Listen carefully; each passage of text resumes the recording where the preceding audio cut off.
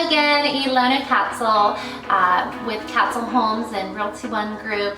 I am going to get into episode 2 of my buyer series, and I want to talk about a very important form, one that you should receive almost instantly after starting to talk with a real estate agent. And it's known as the South Carolina Disclosure of Real Estate Broker Relationships.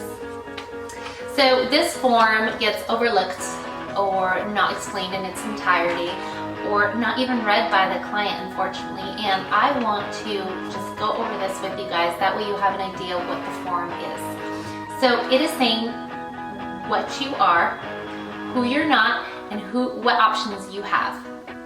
So let me explain that.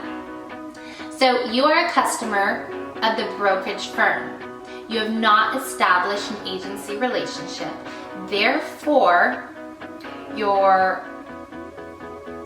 services are limited. Your confidentiality is limited. The agent does not have your best interests at heart. You have not established that agency relationship stating you're going to work with that agent, solely with that agent. So therefore, the duties of the agent are limited. You are a customer, not a client. The next option that you have is to hire them on as a transaction brokerage. Now, the seller could hire them on as well. It is when the agent or they facilitate the transaction without representing either party. And the last option that you have is to become a client of the brokerage firm. You become a client by entering into a written agency agreement, and at that point, the agent acts on your behalf and promotes your best interests.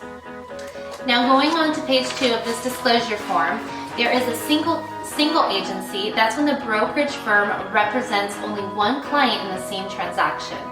A dual agency is when the brokerage firm has 2 clients in the same transaction. That could be someone from my office has a listing and you as my buyer want to purchase it. So there, in that situation, we have a dual agency and we need permission from both you, the buyer, and the seller to continue. Last option that you have is the designated agency.